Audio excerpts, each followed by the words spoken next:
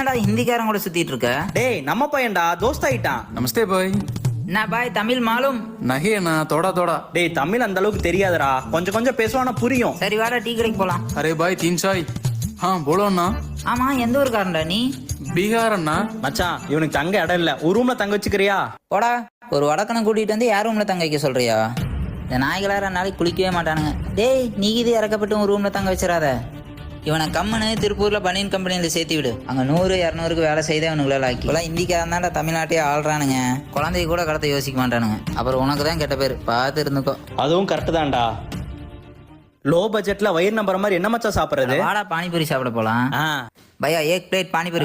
ஏய் நீயா? हाँ भैया எப்படி இருக்கீங்க? பாரா தமிழ்ல கத்துக்கிட்டா. சரி எப்ப கடை வச்ச சொல்லவே இல்ல. நை பையா, எங்களை மாதிரி நார்த் இந்தியன்ஸ் எல்லாம் திருடனாவே பாக்குறீங்க. அப்புறம் எப்படி சொல்ல தெரியல பையா. நாங்களும் மனுஷங்க தான் பாய். எங்களுக்கு அம்மா அப்பா தங்கச்சி எல்லாம் இருக்காங்க பாய். நாங்களும் அவங்க எல்லாம் பிரிஞ்சுதான் வந்திருக்கோம். ஆனா எங்களுக்கு தமிழ் தெரியாதனால எங்களை நாயங்களா திட்டுறீங்க. ப்ராப்ளம் இல்ல பாய், நாங்கெல்லாம் சுத்தம் இல்லாதன்னு சொல்றீங்க. ஆனா உழைச்சு சாப்பிடணும்னு நினைக்கிறேன். எங்க மனசு சுத்தம் தான் பாய்.